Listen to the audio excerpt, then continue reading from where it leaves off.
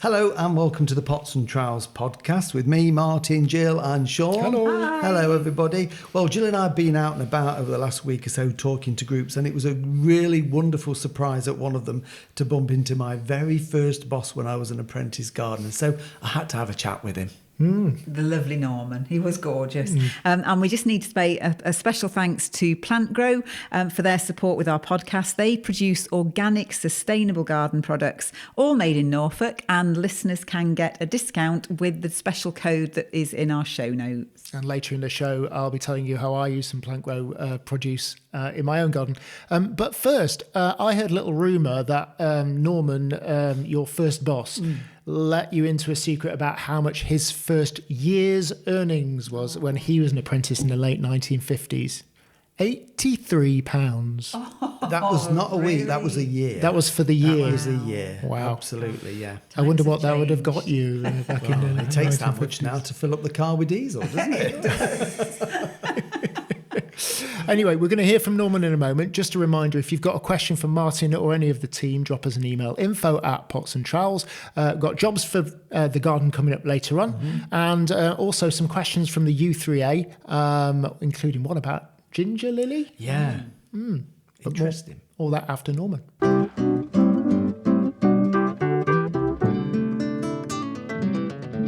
I had a really pleasant surprise this morning because as we got here and were unloading the car, I spotted somebody that took me back many, many years, and it turned out to be my very first boss from when I worked on the Parks Department, and it was the superintendent who interviewed me and gave me my first job as an apprentice. So it's Norman Owen. Norman, lovely to see you. Very pleased to meet you, Martin. Excellent. It is. After all these years, can't say enough. You've been absolutely brilliant. Well, I'm going back now. It's 46 years ago. You interviewed me, and your office was in the old potting shed in the wall, like an old walled garden, and I got the job, thankfully. So really, if it hadn't been for you giving me that job, I probably wouldn't have been in horticulture. Well, no, after we had the interview, I could see talent. I knew it was going to go a long, long way. Unfortunately, 46 years on, you've made a very big success of the horticultural trade. I know I follow you quite frequently. I try to get to some of the shows. But going back to the days after the interview and you started your apprenticeship, I believe, if I'm correct, it was the second year of your apprenticeship.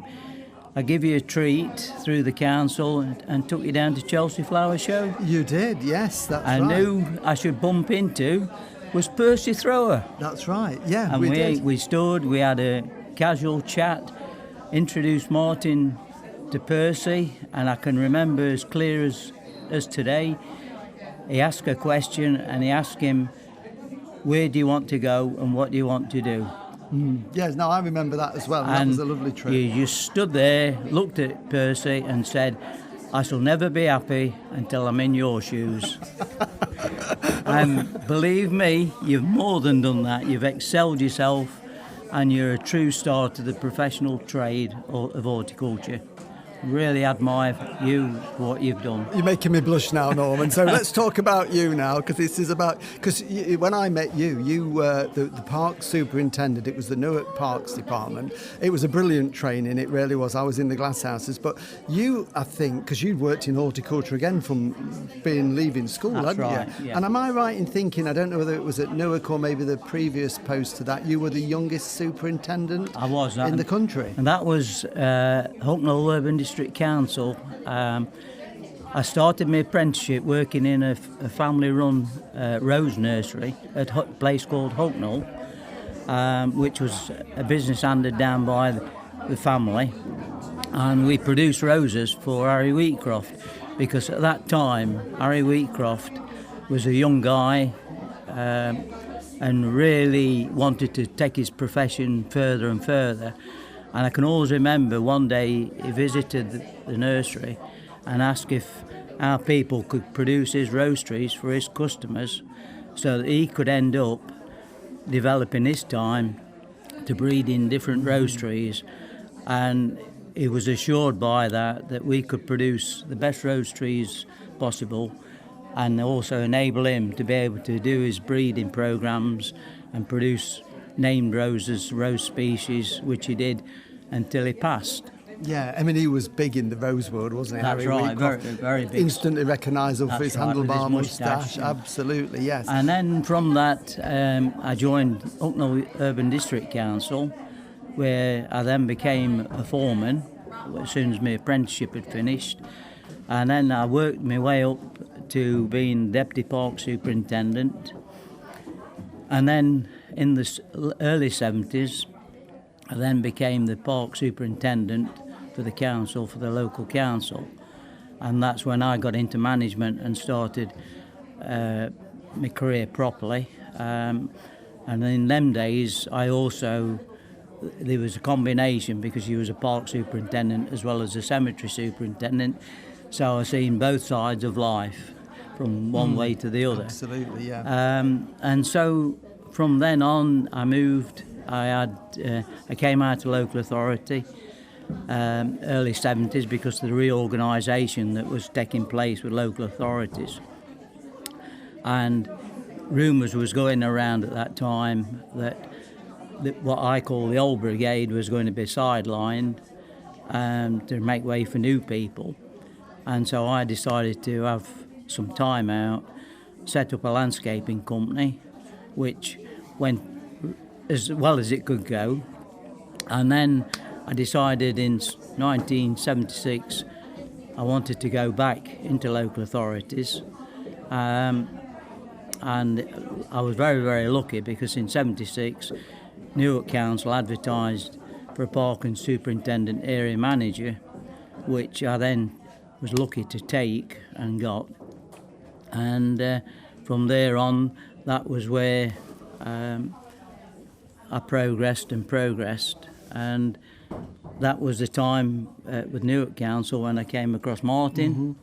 And I don't think, if I remember rightly, at that point, I don't think that I'd got any vacancies. No, I think you were approached by a guy called Tony Hewlett. I think you were on his nursery in the village where I lived, Blidworth, and he mentioned that he'd got a young lad leaving school that I used to work on the nursery part-time. So that's how you came aware of me, and I think that's how it all developed. And that was correct. And because we lived in the same village with your mum and dad, we always went to work together and back. And so you got promoted to head gardener at Rufford, yes, that's right. At Rufford Country Park. You followed me to Notts County Council, which was then looking after the Ranger Services of Nottingham. And Martin then transferred to Rufford Country Park, right, yeah, with myself, and became the head gardener. And then it was history. We everything just went in different directions, because you got settled at Rufford, I did, and then we had drastic changes politically. And so Martin, I think you left just before me, didn't you? I left, to start my own nursery and landscape business, yes. And then I followed suit shortly afterwards, going then to my brother, which has got a printing business, and even to the present day, we've still got the printing business, totally different to horticulture. Yeah. But life carries on, changes take place, and fortunately I'm still very much involved with horticulture. I've thoroughly enjoyed being a member of the Mansfield U3A Garden Club, go to as many shows as possible I can up and down the country, always keeping in touch with the RHS, and also as a member of the RHS, and also a member of the National Trust. So my interests, my hobbies and everything has never left me. They're still into horticulture. I think once you've done it from a young age like that, you're never going to forget it. You never forget it. It's your roots. And Martin had the same grounding as I did, where it was spade and fork and a pair of Wellingtons, all weathers. You did it. And grown and studied and qualified up the ladder. And in today's world, that doesn't happen. A lot of people buy their way into horticulture, And I haven't really got time for them people. We need another podcast for that as well. Well, no, I mean, I always say, and this is not because you're sitting there, Norman, I had a brilliant apprenticeship because it was a bit old-fashioned in a way, but it was a real good grounding because we still grew in John in his clay pots. I loved my time in the glass houses. We did the bowling greens, pruning, working in the parks, all the bedding, going up to the town hall to do the flower arranging, and we used to do in those days decorating jobs where there'd be a big civic function. We did these huge plant displays and Newark show we used to do there as well. Right, It was amazing, and I'm so glad I was part of it. I look back now and I think that the training you had was very similar to what I had. It was very firm, solid, but the variety of work, the things you was involved in, all the different changes that took place. In today's world, that doesn't happen because you either do one thing or the other. Where you had, we had to do a bit of everything, didn't we? A bit of everything, and I look back even now at 83, and I think I can't imagine the amount of knowledge I acquired over a career. I mean, from doing burials to running greenhouses to sports areas. I mean, it's just phenomenal the amount of knowledge you acquire, and to be able to get at your age at the time that general knowledge of horticulture, it's widespread, and it could only stand you in very good steps for the future. And looking at you now and knowing, and the lecture you've given this morning, I can't express it in words. Thank you, Norman. Yes. It's been overwhelming, to be honest. Lovely, thank you. And I shall pass that on to Mrs. Fish, who's over there as well, chatting to people about jams and chutneys. It's been lovely to see you, Norman. And I know you do some of the shows, the flower shows, the RHS shows, so we need to have another catch-up when you're at one of the shows, and that would be really good. And thank you for all you gave me all those years ago, 46 years ago.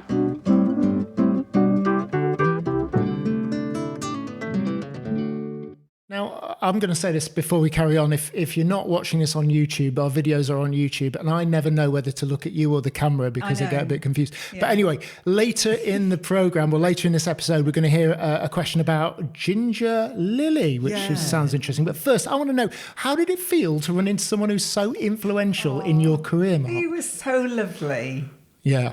Who Norman was? Yeah. Well, that's who you've just been chatting to. You mean Percy Thrower? Well, Percy Thrower, we need to know. Well, Percy Thrower, people might not know who Percy Thrower is. I was only 17 years old. That's when I was an apprentice. And as Norman said, he took me and some of the other team down to the Chelsea Flower Show. And Percy Thrower was, at the time, the god of gardening. Was he? He was on the television. Oh, he was radio. He was the original, probably not the original, but one of the very early TV gardeners back, started in the 40s. And, he went on to do Gardener's World from his garden in Shropshire, Magnolias. He was the big name. And very practical, yeah? Oh, he'd done exactly the same. He'd been a private garden background, parks department background. He was known as the nation's head gardener. So Percy Thrower was the one that everybody wanted. He was my hero as a teenager and a young gardener. And to meet him was, I'm now fortunate to have met, your Jeff Hamiltons, your Montidons, your Alan Titchmarshes. And even Alan Titchmarsh will say he thinks that Percy Thrower was the big name in gardening. So, I was in awe of him. And I bought a book off him, his Lifetime in Gardening, his autobiography. And I had it for years and years and read it many times. It was a fantastic story. And, it's probably 15 years ago, I lent it to somebody. And I can't remember who I lent it to, and I haven't got it. So if you're listening, Martin wants his book back. I know it's mine because it's got my name in the front and it's signed by Percy Thrower, so please let me have it back. It'll be on one of these websites selling. It'll be on eBay. Memorabilia website. Yeah, absolutely. It was a real gardener, a proper gardener. Gardenabilia. But what about Norman then? Yeah, what about Norman? Oh, he's lovely, but he's a real gentleman, just so kind and caring. You can tell he's just a really nice, genuine man. Yeah, he was lovely. We don't keep in touch. I mean, we parted ways sort of 35 years ago working together. And I've seen him a couple of times at the odd flower show. He goes to one or two of the flower shows and will just put his hand up and say hello and a few words. But it was a real surprise. We didn't know he was going to be there when we were at this talk in Mansfield. Mansfield, and he suddenly appeared in the audience, and it was so lovely to see him. And he said so many. I was very embarrassed. I was blushing, to be fair, into him. It's not very often I get embarrassed. So really nice guy. I owe him an awful lot. Oh, fantastic. Well, we've got some listeners' questions coming up, and also you guys went to a gardening club, would it be? I don't know. Where did you go? We'd been out and about. We'd been to the Brompton and District Garden Club up in North Yorkshire, and then we were at Mansfield U3A giving a gardening talk, and that's where we got lots of questions. Well, if you've got a question for Martin or the team, drop us an email, info@potsandtrowels.com.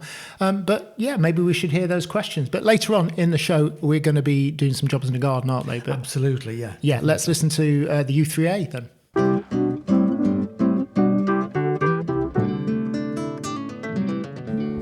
Hello, I'm Pat Blackwell from Forest Town, Mansfield, and I've bought a cloud tree. I think that's what they're called, a Lavender variety, and some parts of it have gone brown. It's in a pot. Should it go in the ground? And do the brown bits want cutting off? Right, okay, and we've got a photograph here. It's always good to see a photograph, isn't it? And it's quite a big plant. I mean, it looks as if it's sort of 4 or 5 feet tall, something like that, probably. Yeah? Yes, it is, yeah. And it's still got the cloud bit at the top where they've sort of clipped it into the shape, but some of the lower branches, as you say, have just gone brown on there, which is not a good sign on a Leylandii, because Leylandii, if you cut it back into hardwood, it doesn't normally re-sprout. Right. So I think what I would do, at the top it's got that nice big cloud, but lower down the side branches have only got small bits, but there is green on it, so there is hope. Anything that is completely brown, like the 1 or 2 that you've got right at the bottom, I think I would cut those off back to the stem. Right. And I think I'd be tempted. It's quite a big plant for quite a small pot, and I'm wondering if it's probably stressed a little bit or drying out. Does it make much new growth through the summer? It is making new growth, even still now, and I just keep trimming it back on the... Yeah, that's good. Have you got room to put it in the garden? Yes. I think I'd be tempted to take it out the pot, and now, here we are, November, it's still a good time to plant because the soil's quite warm.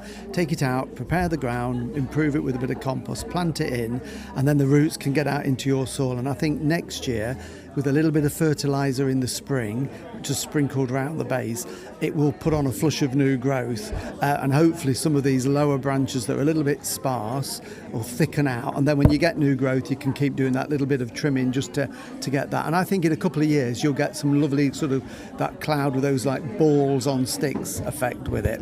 That would be lovely. Okay, good luck with that. Thank you very much. Hello, this is Bill Harrison. I'm a member of the Mansfield U3A. I've got a question for Martin about lavender. This year we've taken up the old lavender, which was been planted for 15 years, got very, very woody, and we've taken it all out. We've redone the soil, turned it all over, put fresh topsoil on. I just want some advice on what I can do as regarding making that soil better for when we plant again come March time. And the variety, what we've got in mind is Munster Dwarf. So I just wondered if Martin's got any advice on that for me, please. Okay, right, yes, Bill. I mean, it's a lovely variety, the one you've been recommended. Another one I would probably recommend is Hidcote. Very similar, slightly different colour flower, but both dwarf forms or compact. Yeah. And I think you've done really well to get 15 years out of your lavender, because it does get woody, and to keep it 15 years is good. So you've done well there. It sounds like you've already done some of your ground preparation. Bear in mind, lavender light's well drained, and if you're in this area, you're on sandy soil anyway, so perfect for it. You could mix in a little bit of compost if you've got a bit of homemade compost, just to give it a bit of a start, but they're not greedy feeders. Are you wanting to do them from seed or by plants? No, plant. Plants, so otherwise, because you can grow lavender from seed, but it's quite slow. Yeah. So I would, ideal time to plant would be sort of get the worst of the winter out the way, wait until it's warming up, probably April, May time. So get your plants, and don't go for big plants necessarily, because they grow quite quickly. Even though they're dwarf, they still grow quickly. So don't waste your money buying them in big pots. No. Get them, if you can get them in small pots, then better value for money. Plant them in, just water them to keep them, get them established for the first month or two, but they'll soon put the roots out, and you'll get flowers and they'll fill out really nicely for you next summer. Would you put any grow more or anything in? you could give them a bit of Gromor or bloodfish and sprinkle it on the surface. Yes. That's what I do. Yes. So ready for planting, sprinkle it on, just fork it in a few inches, and then plant into that, and then it will dissolve, and the nutrients will go down, and the roots will pick it up, and they soon establish. And especially if it's a sunny, well-drained position, they'll do really well. It is south-facing. Yeah. Also, the distance apart, because what's the width on these when they grow, the spread? Right, and this is going to be as a hedge, is it? Yes, Or it's like a curved border. right, okay, lovely.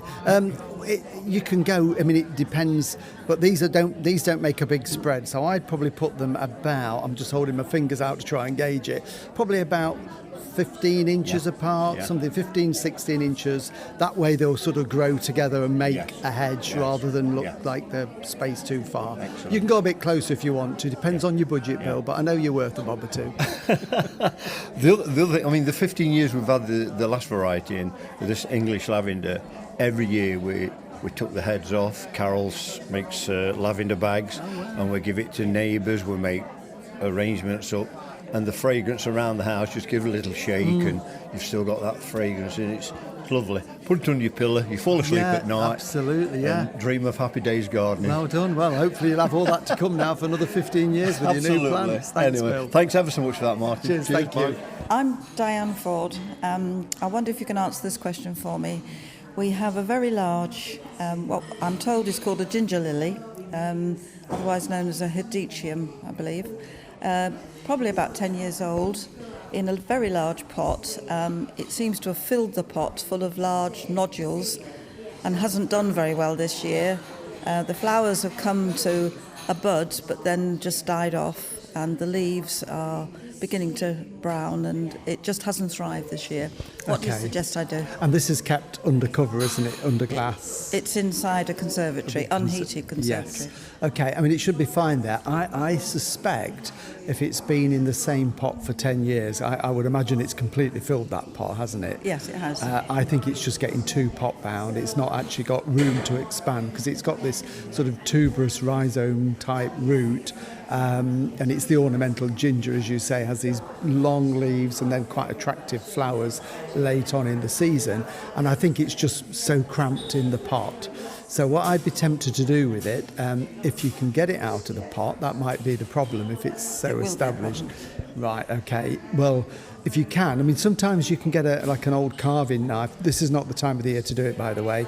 Do it early spring, just when you can see the signs of new growth. And if you can get it out the pot in one piece, that's much easier. And then you probably need a big blade or a spade and literally chop down through the root, chop it into quarters, something like that, even smaller if you wanted to.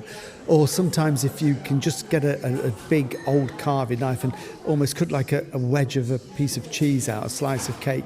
Once you can get one piece out, it makes it easier to cut the rest out if you don't want to damage the pot taking it out.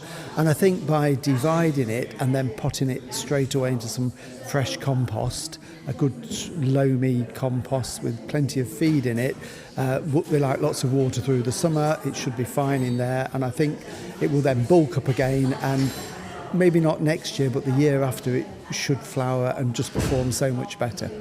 Right. Well, thank you very much. Okay, that's a job for you to do in the spring then. Absolutely. Many thanks.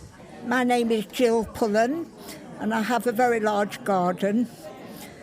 I bought an Aeonium, the dark red variety, and basically when I bought it, it was about 7 inches high, a stick with a rosette on the top. I've had it now for a year and it's still a stick with a rosette on the top. I've seen Aeoniums that branch out.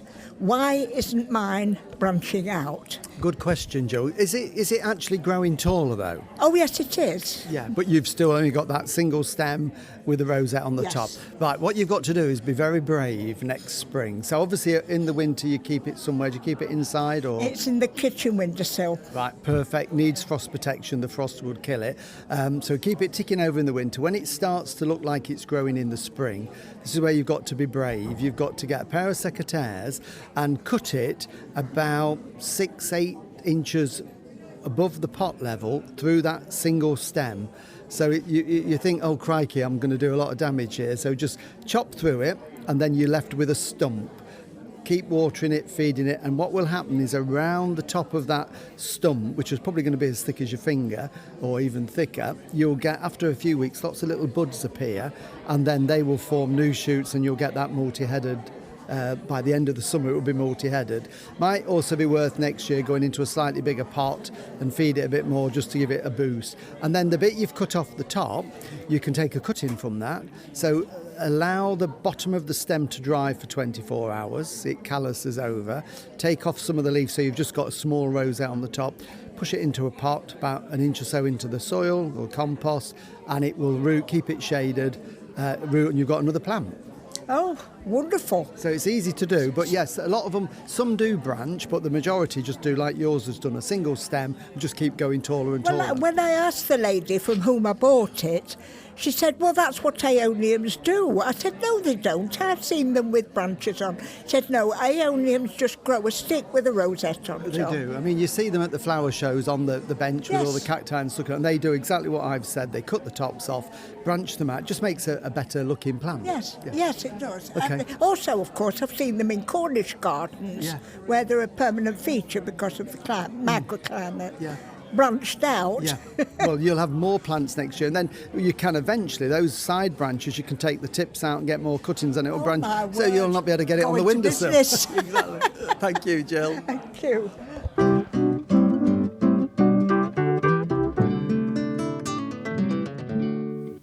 So, as if by magic, we have some of those very plants, the aeoniums, and there's one here.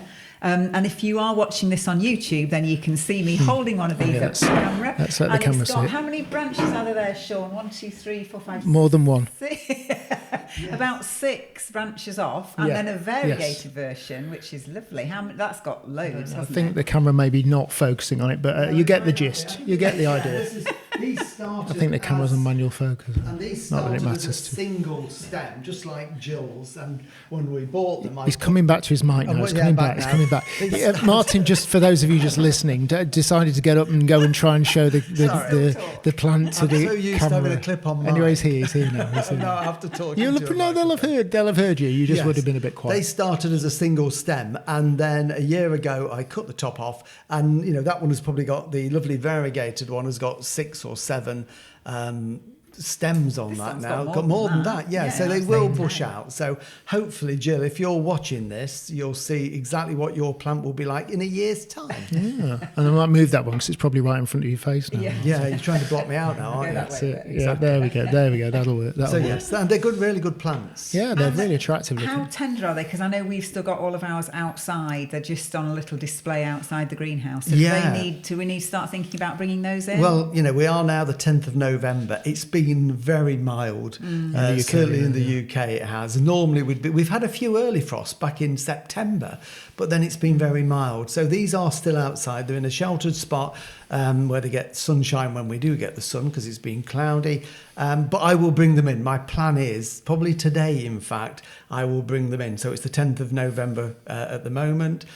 Because the weather is going to get colder, it's damper. So they're not hardy, they don't stand the frost. They come originally from Tenerife, the Canary Islands.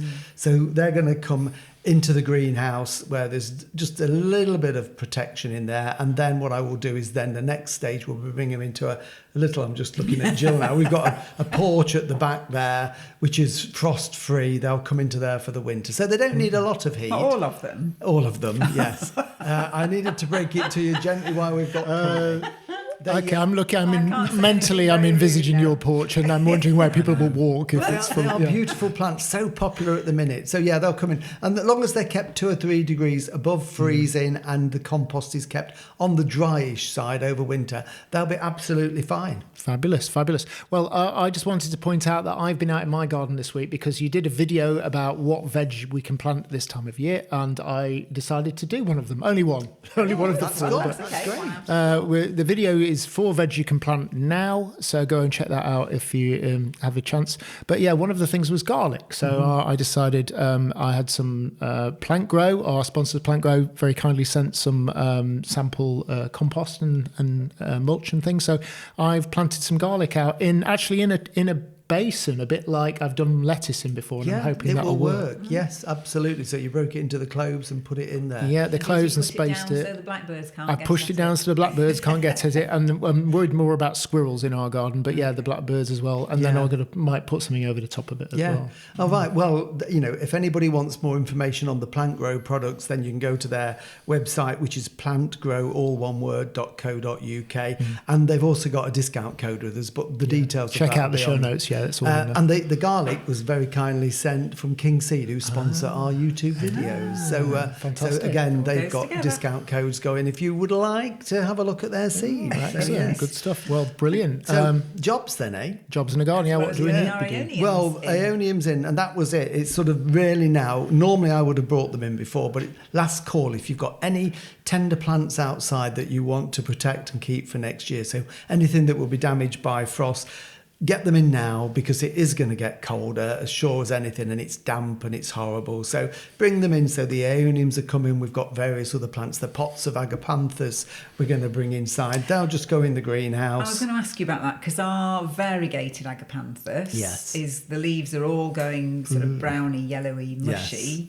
Do we take those leaves off before we bring it in, or is it better to leave them all just mushy on the top? They're one of the deciduous ones, so I'm going to let them die down and then we'll take them off when they've gone dry. There's the other type, evergreen. In fact, there will be a video going out very, very soon on these. In fact, next week there will be a video on agapanthus talking about the different types and what protection they need over the winter months.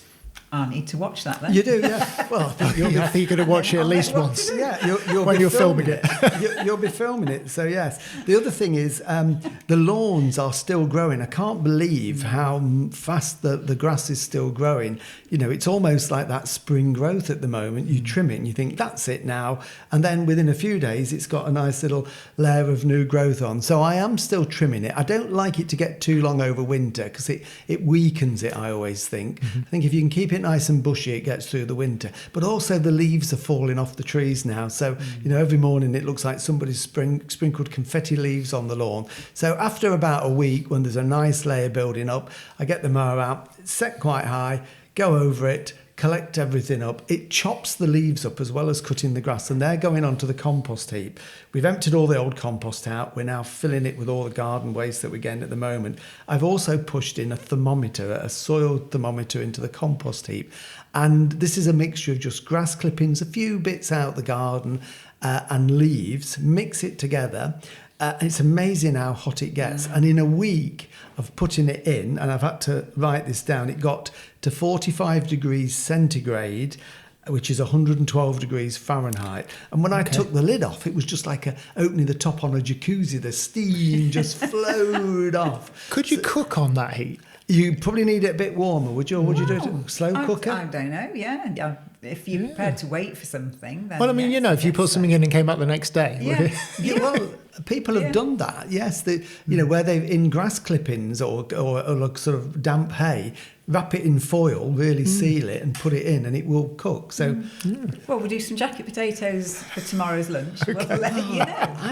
What's annoying? I've just bought a brand new oven's just gone into the kitchen. And you've got we could have just made a bigger compost heap. Oh, this is the fabled kitchen, by the way. If you've not spotted it behind Martin, this is the kitchen that the last 2 episodes has been being built. So there we go. Might be a little bit echoey in here because I think you're waiting for floor. Waiting for flooring and soft furnishings. Many thanks to Nick, the lovely joiner. Yes.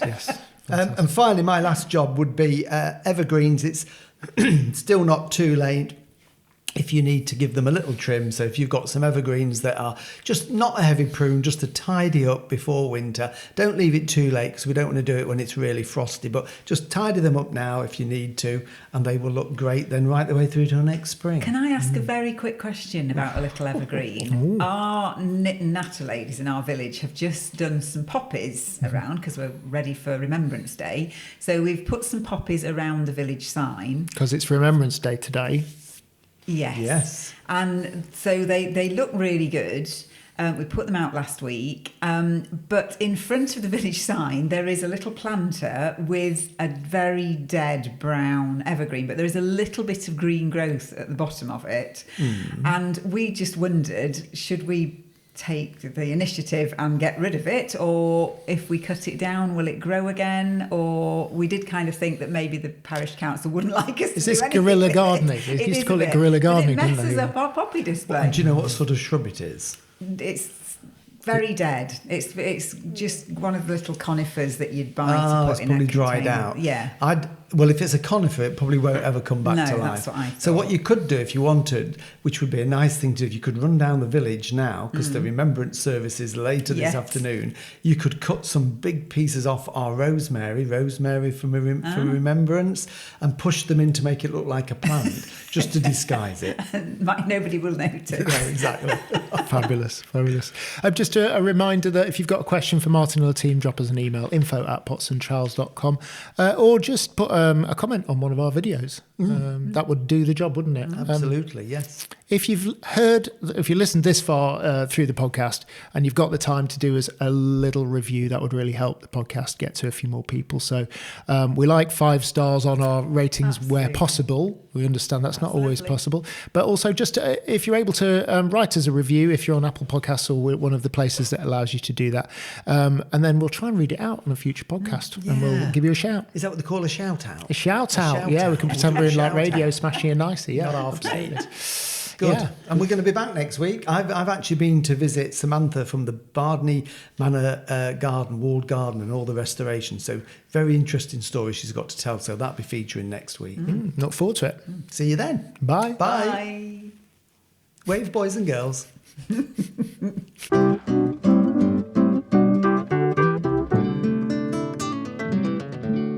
Watch the videos on YouTube or Facebook, follow us on Instagram, Twitter or X, and subscribe to the podcast and never miss a thing. For more information, go to potsandtrowels.com.